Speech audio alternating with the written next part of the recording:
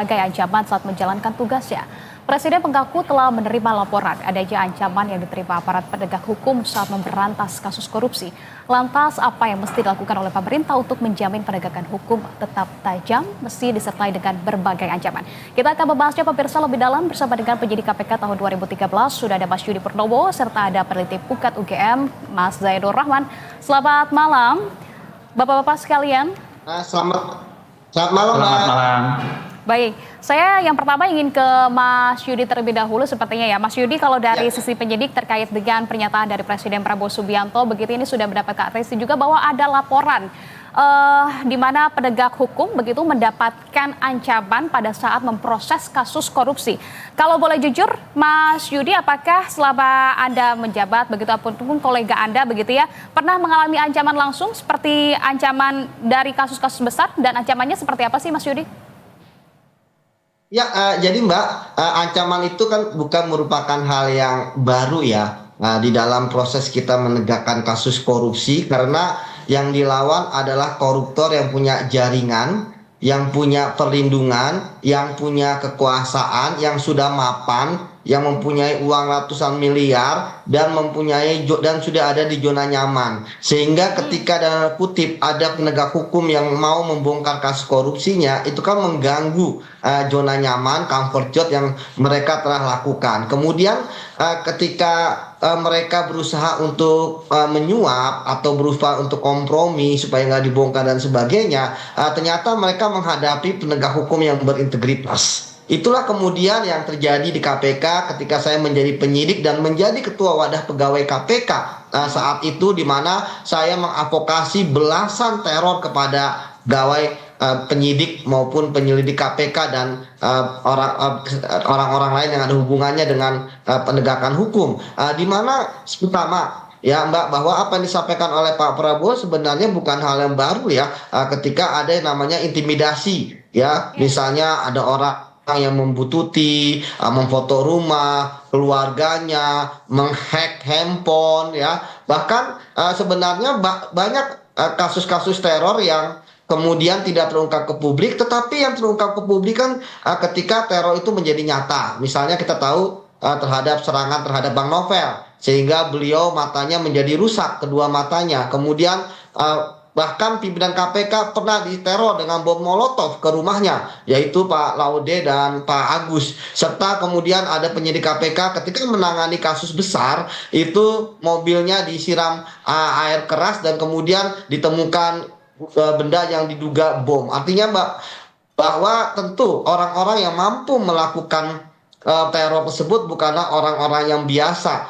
Artinya bisa jadi mereka adalah orang-orang suruhan dan dibayar. Jadi sekarang apa sih yang harus dilakukan? Tentu masing-masing penegak hukum harus punya yang namanya unit reaksi cepat. Ketika untuk melindungi harus punya yang namanya safe house Mbak, dimana ketika ada menangani kasus kita nggak pulang ke rumah dan sebagainya. Karena Mbak, perlindungan yang paling penting sebenarnya bukan di penegak hukumnya, karena kami penegak hukum itu kami tentu sudah berani melawan korupsi dan sebagainya, tetapi justru resikonya kan ya kebanyakan ya di keluarga seperti itu Mbak. Jadi saya pikir teror merupakan hal yang biasa dan memang itulah yang harus dihadapi. Namun tentu harus ada yang namanya mitigasi terkait dengan resiko, karena sekali lagi yang dihadapi adalah para koruptor yang nekat. Ketika mereka tidak mampu membayar penegak hukum, menyuap supaya mereka aman, mereka akan berbuat berbagai macam cara agar mereka tidak dipenjara. Begitu Mbak.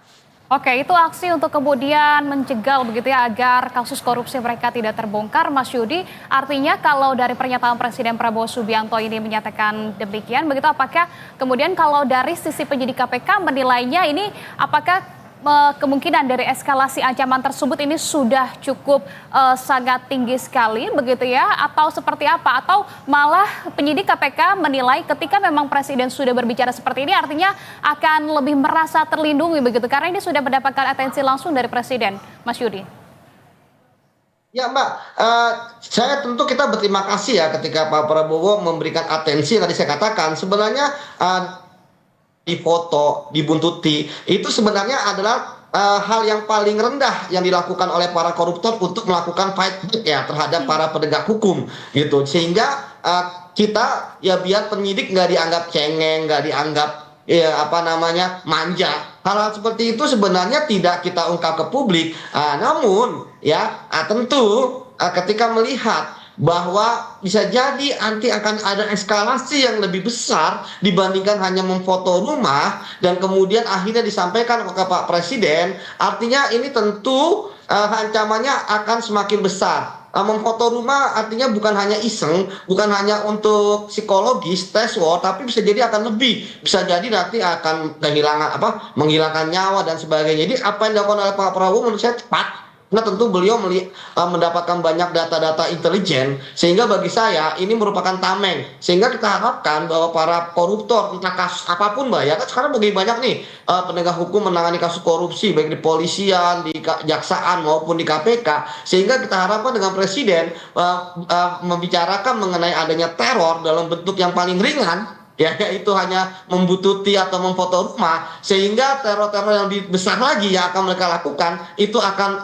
berhenti. Karena Mbak, ketika ada seorang koruptor melakukan teror Mbak, artinya mereka sudah dalam kata kutip putus asa apa yang akan mereka lakukan. Padahal kan kita tahu penegak hukum mempunyai mahkota tanda kutip ya, adanya pasal ketika ada seseorang yang merintangi penyidikan, ya termasuk tadi menghalangi menteror penyidik, penuntut umum dan sebagainya, itu bisa ya dipidanakan dengan pasal 21 kalau dia undang-undang tindak pidana korupsi kalau kasusnya adalah korupsi seperti itu Mbak. Jadi saya pikir apa yang disampaikan oleh Pak Prabowo saat ini tepat ya.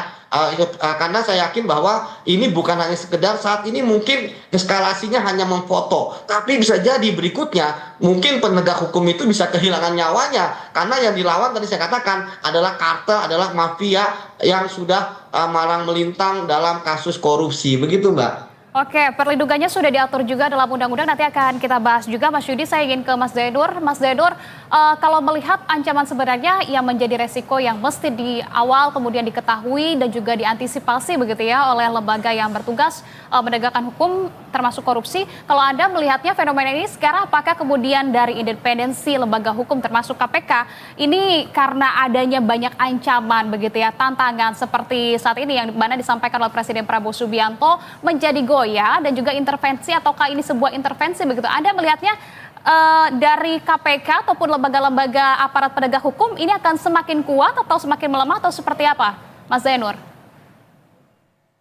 Ya, ini dukungan publik kepada para penegak hukum untuk memberantas korupsi sedang sangat tinggi. Tentu juga publik mendukung Presiden di dalam upaya untuk pemberantasan korupsi. Nah, kalau tadi ditanya apakah ini nanti akan tambah kendur atau tambah kencang gitu ya, ya kita harap apapun itu tantangan yang dihadapi aparat penegak hukum tidak boleh kendor. Nah, kalau kita lihat memang corruptor fight back atau perlawanan balik dari koruptor itu bentuknya banyak. Ada yang intimidasi atau serangan secara fisik dalam bentuk teror misalnya, atau dalam bentuk melukai fisik, melukai jiwa gitu ya. Tetapi menurut saya ada bentuk-bentuk teror lain, corruptor fight back lain yang ini justru lebih serius. Salah satunya misalnya adalah dengan melakukan kriminalisasi terhadap aparat penegak hukum yang sedang menangani perkara penting. Misalnya dengan melaporkan kepada aparat penegak hukum lain, kemudian dibuatkan kasus yang kemudian kasus itu sebenarnya tidak ada, kemudian diada-adakan, kemudian akhirnya kasus utama yang sedang ditangani menjadi terganggu. Juga tentu ada pembangunan opini publik, menggunakan buzzer, menggunakan pendengung begitu ya, agar kemudian publik menjadi bingung siapa sebenarnya yang benar, siapa yang koruptor, siapa yang kemudian sedang melakukan upaya pemberantasan korupsi. Nah, selain itu juga ada satu lagi yang saya lihat, ada tadi Mas Yudi menyebut bahwa para koruptor ini kan mereka adalah orang-orang besar, punya sumber daya besar, punya akses terhadap kekuasaan, punya jejaring. Salah satu yang sudah pernah dilakukan adalah saya lihat adalah dengan menebang independensi dari lembaga pemberantas korupsinya, dalam ini adalah KPK gitu ya. Kalau serangan kepada penyidik, pada penyelidik, pada pimpinan, baik serangan secara fisik maupun serangan menggunakan kriminalisasi, itu mungkin dampaknya dampak personal. Tapi dengan merevisi Undang-Undang KPK melalui Undang-Undang 19 2019, itu pohon anti korupsinya yang ditebang gitu ya, dari akarnya. Nah, itu terjadi karena persekongkolan politik, karena adanya kesepakatan elit untuk mengurangi independensi lembaga anti korupsi. Nah, saya juga ingin menyampaikan satu hal lagi. Dengan cara apa sih para koruptor itu melakukan serangan balik? Mereka juga menggunakan cara-cara yang selama ini digunakan oleh aparat penegak hukum maupun alat-alat negara lainnya, termasuk meminjam, menyalahgunakan aparat penegak hukum, juga alat-alat negara lainnya. Misalnya secara fisik lah, siapa yang menyerang Novel Baswedan menyiram air keras? Itu anggota Polri, gitu ya. Siapa yang kemudian mengkriminalisasi pimpinan-pimpinan KPK dulu, ada Cicak Buaya, Jilid 1, Jilid 2, itu juga sesama aparat penegak hukum. Nah, ini konteks pidato presiden itu tidak lepas dari konteks bagaimana institusi-institusi penegak hukum ini harus ya duduk bersama, kemudian mereka harus punya komitmen terhadap NKRI. Tidak boleh mereka digunakan oleh tangan-tangan kotor mereka para koruptor yang punya kepentingan untuk melepaskan diri dari jerat aparat penegak hukum ketika mereka sedang disidik atau sedang dituntut. Nah, saya melihat inilah tugas terbesar dari presiden. Bagaimana presiden harus dapat ya melakukan pengelolaan terhadap aparat penegak hukum yang berada di bawahnya. Ada dua institusi penegak hukum utama di bawah presiden, yaitu yang pertama adalah kepolisian dan yang kedua adalah kejaksaan.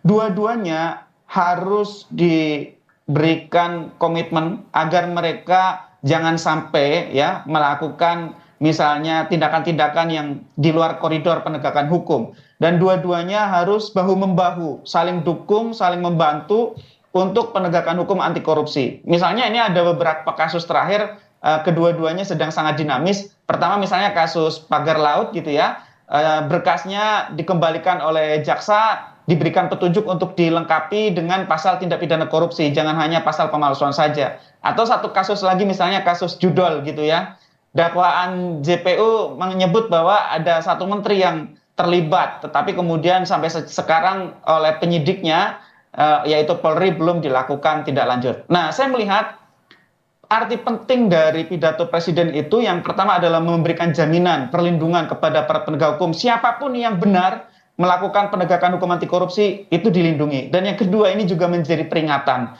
bagi penegak hukum siapapun ya, dari institusi manapun, jangan sekali-kali menyerang institusi penegak hukum lain yang sedang melakukan upaya penegakan hukum. Mungkin itu dulu, Mbak. Oke, baik. Kalau dari Mas Zainur, begitu ancaman ini tidak hanya datang dari luar, begitu akan tapi muncul juga dari dalam institusi dengan cara adalah melemahkan dari dalamnya. Nah, Mas Yudi, kalau Anda melihat pada saat Anda menjabat sebagai penyidik juga begitu, ini apakah kemudian pelemahan dari dalam ini menyangkut dari kasus-kasus besar, Mas Yudi, seperti yang kemudian menyeret mungkin saja pejabat, politisi, atau pengusaha besar yang seringkali kita bisa bilang mungkin ini menambah resiko begitu ya, beban bagi penyidik. Nah, seberapa kuat kemudian tekanan yang Anda rasakan pada saat itu ataupun dari kolega-kolega Anda begitu yang datang dari luar, mungkin bahkan datang dari dalam seperti yang Mas Zainur sampaikan tadi, Mas Yudi? Ya, tentu Mbak, kalau kita melihat kasus-kasus besar dari ditangani, saya katakan tadi bahwa tentu itu tidaklah mudah. Ini bukan hanya perkara bagaimana rumitnya kasusnya ya, bagaimana mereka mencoba untuk menyembunyikan layarin kasusnya, tapi tadi serumit-rumitnya mereka menyembunyikan jejak-jejak kejahatannya pasti akan ketahuan. Namun ketika memberantas korupsi memang ada ciri khas selain itu Mbak ya, yaitu misalnya adanya tekanan-tekanan yang lebih banyak itu sebenarnya tekanan dari luar ya. Kalau dari dalam tentu penyidik, Satgas, pimpinan itu pasti akan solid ya dalam menangani kasus korupsi. Namun tantangan dari luar inilah yang kalau kita bicara mengenai proses penegakan hukumnya, sepakat dengan Mas Jainur ya bahwa selalu ada pola, yaitu ketika menangani kasus besar ya pasti akan ada serangan secara fisik ya pada penyidik. Ketika menangani kasus besar kemudian di tangan berakumulasi dan lain sebagainya ya, kemudian akhirnya kalau begini terus habis nanti para koruptor gitu kan, kemudian mereka bersepakat akhirnya kemudian direvisi undang-undang KPK untuk melemah supaya walaupun KPK bergeraknya itu tidak tidak agresif seperti kayak kemarin lah ketika undang-undang BUMN dikatakan padahal jelas-jelas di Undang-Undang 28 direksi komisaris BUMN ada penyelenggara negara, tapi kemudian dibikin undang-undang mereka bukan penyelenggara negara. Yang saya bingung kok ada undang-undang yang mengatakan bukan penyelenggara negara gitu kan, dan kemudian diharmonisasinya seperti apa? Ya kan, harmonisasi kan melibatkan banyak kementerian, kemudian disetujui oleh presiden dan pemerintah. Ini bagaimana gitu kan? Jadi sekali lagi Mbak, bahwa benar terhadap penyidik pasti biasanya serangan kan adalah personal dan case by case. Tetapi ketika serangannya adalah terhadap lembaga, yaitu tentu bahwa serangannya itu pasti sudah sangat sistematis dan melibatkan politik dan arah dari pemberantasan korupsi. Sehingga sekali lagi bahwa memang kita benar-benar harus memilah serangan-serangan kepada upaya pemberantasan korupsi itu kalau misalnya ke personal, tentu ini lebih banyak dari ketidaksukaan para koruptor yang diberantas. Namun ketika kemudian naik ke level pelemahan lembaga, tentu ini akan sangat melibatkan jaringan yang lebih luas dengan uang yang lebih banyak. Sekali lagi Mbak, bahwa ini adalah upaya bagi para koruptor untuk menyelamatkan diri mereka dari zona yang nyaman, sehingga mereka akan melakukan apapun. Pengalaman saya Mbak, koruptor itu mereka nggak mau 1 hari pun di penjara. Karena apa? Karena mereka sudah menikmati hidup mewah di luar sana gitu. Dan ketika diusut, apalagi dengan ada tidak pidana pencucian uang, walaupun mereka pasti akan mendapatkan banyak kemudahan di penjara dan sebagainya, tapi catatan mereka bahwa mereka adalah koruptor itu kan tidak akan bisa hilang. Sehingga tadi saya katakan Mbak, sebenarnya mereka mencoba untuk sebelum ke teror, biasanya mereka mencoba untuk mengintervensi dulu dalam angka misalnya mencoba menyuap, mencoba memberi gratifikasi atau main mata, atau kemudian mengintervensi lewat atasan dan sebagainya. Nah, baru ketika sudah buntu maka mereka akan ke level berikutnya, yaitu kekerasan fisik. Mulai tadi teror dulu gitu ya, misalnya sebenarnya teror yang mereka lakukan itu mereka tuh udah mereka ingin memperlihatkan bahwa mereka meneror Mbak. Misalnya saya dulu sering banyak orang yang tidak kita kenal lalu lalang depan rumah, ya kan? Tapi ketika misalnya kita melapor dikira itu orang biasa dan sebagainya.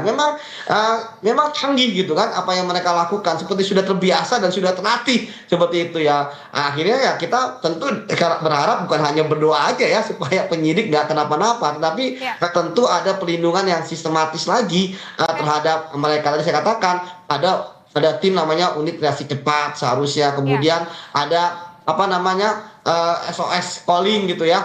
Seperti itu Mbak. Dan kemudian yang ketiga adanya safe house gitu ya. Jadi kalau ada apa-apa penyidik nggak pulang ke rumah tapi ke safe house itu, ataupun keluarganya bisa segera diungsikan kalau ada apa-apa. Seperti itu Mbak. Oke, baik. Tapi kalau kita menyimak begitu ya pernyataan dari Mas Yudi ini sepertinya memberikan nafas lega juga begitu bagi kami masyarakat untuk kemudian mendengar bahwa memang penyidik di internal KPK sendiri solid begitu ya, ketika memang ada ancaman dari luar begitu, untuk dari dalam sepertinya cukup diminimalisir. Bagaimana kemudian dengan tanggapan Mas Zainur, kalau dari catatan Mas Yudi di internal KPK ini sudah solid Mas Zainur, tapi kalau dari catatan Pukat ini apakah selama ini menemukan juga indikasi tersebut? Adakah konflik internal di kemudian tubuh lembaga aparat penegak hukum? Menurut Anda ada tidak sih yang kemudian kita perlu waspadai juga Mas Zainur? Ya, tentu semua ada ya. Ada juga riak-riak di dalam satu institusi. Misalnya terakhir dalam persidangan kasus Hasto ya, itu kan pernyataan penyidik Rosa Purbabekti bahwa Firly Bahuri misalnya melakukan berbagai tindakan yang itu menghambat. Antara lain misalnya melakukan konferensi pers dikala para penyelidik sedang melakukan pengejaran terhadap Harun Masiku, kemudian juga mempersulit para penyelidik dan penyidik dengan mengganti satgas dan seterusnya gitu ya. Itu riak di internal. Yang kedua adalah sesama internal penegak hukum gitu ya, sesama alat negara. Nah, ini yang menurut saya justru lebih harus menjadi perhatian bagi presiden. Kalau dinamikanya adalah dinamika antar penegak hukum gitu ya. Kenapa? Karena kan kalau yang ditakutkan oleh para penegak hukum itu adalah ketika yang menjadi lawan itu adalah orang yang memiliki kewenangan yang sama dan juga memiliki senjata.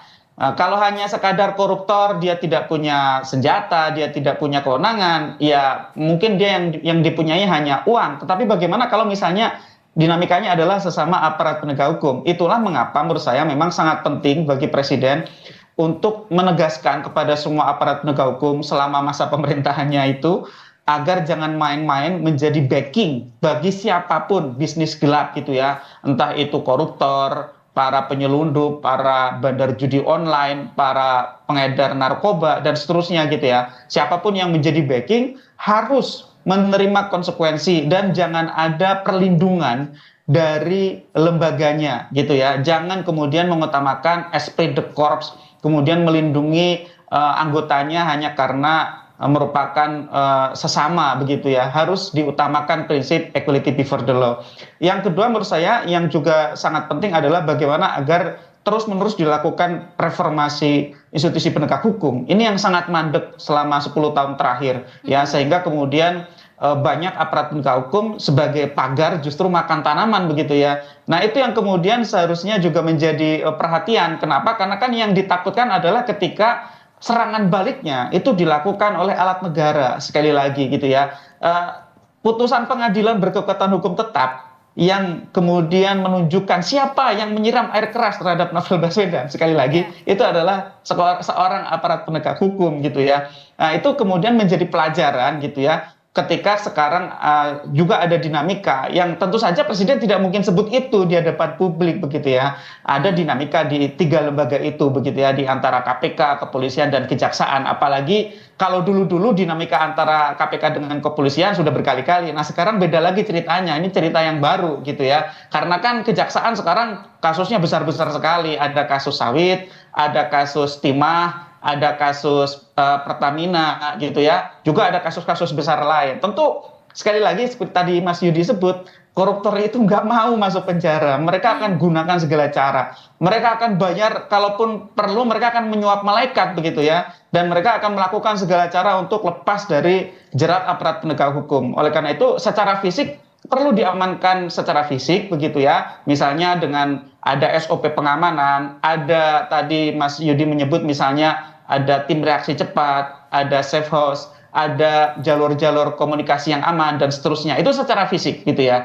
Bahkan sekarang kan misalnya kejaksaan dijaga TNI, itu kontroversial ya, itu menjadi perdebatan tersendiri. Tapi itu kan dalam konteks fisik. Nah, sekarang yang menjadi pertanyaan adalah bagaimana dari sisi non fisiknya itu tadi, dari sisi hukum, dari sisi politik begitu ya. Karena kan dari sisi hukum misalnya ya kita lihat Jampitsus dilaporkan berkali-kali ke KPK. Tentu itu kita berikan kesempatan kepada KPK untuk verifikasi laporannya ya, apakah itu adalah satu laporan yang benar atau tidak. Tapi kan ini juga satu bentuk reaksi karena penegakan hukum yang sedang dilakukan gitu ya. Tentu kita tidak menutup mata kalau misalnya ternyata ada pihak-pihak yang melaporkan, itu hak bagi siapapun yang punya informasi telah terjadinya tindak pidana untuk lapor. Tapi kita tidak bisa menutup mata juga bahwa ini tidak lepas dari konteks dinamika yang sekarang sedang terjadi. Sehingga sekali lagi kuncinya adalah pembersihan institusi penegak hukum agar mereka tidak korup, tidak terlibat di dalam judicial corruption, jual beli perkara, mudah disuap gitu ya. Tidak menjadi backing, menjadi centeng bagi para pelaku bisnis gelap gitu ya. Karena ini banyak sekali kasus-kasus yang kemudian ada backingnya di belakangnya sehingga kasus itu tidak berjalan lancar gitu ya. Dan agar tidak bisa kemudian aparat penegak hukum ini diadu domba kemudian menghambat. Nah, bagi siapapun yang menghambat penanganan satu perkara gitu ya, dalam konteks perkara korupsi itu berbeda dengan jenis tindak pidana lain. Kalau tindak pidana lain itu dilimitasi, misalnya membantu melarikan diri gitu ya dan seterusnya. Tapi kalau tindak pidana korupsi itu ada pasal 21 Undang-Undang Tipikor yang cukup melar ya, yang cukup elastis, yaitu yang merintangi penyidikan dan penuntutan dari satu proses penegakan hukum tindak pidana korupsi. Itu bisa dijerat dengan itu pasal obstruction of justice itu tadi. Jadi bagi aparat penegak hukum kalau dihalangi gunakan pasal 21. Oke, baik. Terakhir saya ingin ke Mas Yudi. Mas Yudi, apakah kemudian kalau dari penyidik KPK pada saat Anda mungkin menjabat dan juga melihat dengan sistem saat ini begitu ya, ini masih merasa aman untuk menyentuh kasus yang tinggi begitu atau yang lebih dalam? Penegasan begitu, apakah Anda juga pernah mengalami ya untuk kemudian mungkin disenggol begitu ya, bisa kita bilang mungkin dengan pola ataupun ancaman yang lebih banyak datang dari aktor negara, politisi ataupun ekonomi, atau seperti apa lebih spesifiknya Mas Yudi? Ya Mbak, kalau sekarang kan KPK sudah tidak banyak menangani kasus-kasus besar ya terkait dengan politik penegak hukum ya ataupun orang-orang kuat yang mempunyai backing di penegak hukum maupun politisi ya. Saat ini kita tahu bahwa KPK penanganan kasusnya itu kan lebih ke middle corruption sampai ke lower corruption gitu ya. Belum sampai high rank kayak dulu misalnya ketua lembaga, menteri ya, kemudian apa namanya komisioner-komisioner. Nah, kalau sekarang jadi gini Mbak, bahwa ketika terjadi teror maka tentu yang ditangani adalah orang-orang yang besar, sebab orang-orang yang nggak besar itu mereka nggak mungkin melakukan teror, mereka akan pasrah saja menangani kasus apa namanya ketika kasus mereka tangani gitu. Jadi kembali lagi memang ini ada juga Mbak, teror itu hubungannya dengan ya besar kecilnya kasus yang ditangani. Jadi kalau misalnya kasusnya itu kecil maka nggak akan ada teror. Kenapa zaman dulu di KPK banyak teror? Karena kasusnya besar-besar Mbak gitu.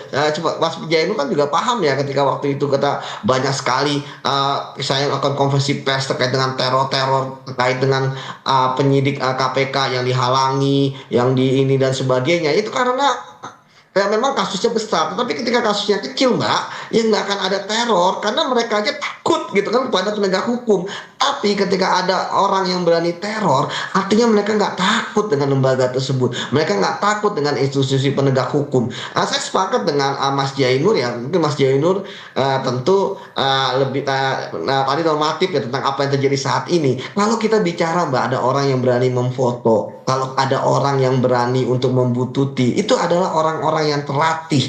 Itu adalah orang-orang yang memang makanan sehari-hari mereka pekerjaan adalah itu gitu kan. Jadi saya pikir yang harus dilakukan ke depannya, kalau memang ada kasus yang ditangani, ya itu semua legowo lah. Jangan melakukan kriminalisasi, jangan fight back dan lain sebagainya. Biar dibongkar. Kalau nggak gini kan akhirnya terjadi apa? Akhirnya ketika ada kasus korupsi besar, kenanya hanya sampai middle, nggak sampai ke top, sehingga banyak disebut di dakwaan, banyak disebut di dalam keterangan BAP dan sebagainya, tetapi kemudian hasilnya zong gitu kan. Akhirnya banyak kasus-kasus yang ditangani, tetapi ternyata karena adanya ketakutan, karena adanya intervensi, karena adanya teror atau upaku, yang terjadi adalah kasusnya banyak ditangani, tetapi kemudian orang-orang yang ditangani nggak sampai ke masuk ke top levelnya seperti itu Mbak. Oke, baik. Kalau dari catatan penyidik maupun dari Pukat, Mas Zainur, begitu ya, ini memang cukup meresahkan sekali bagaimana tantangan dan juga ancaman yang dihadapi oleh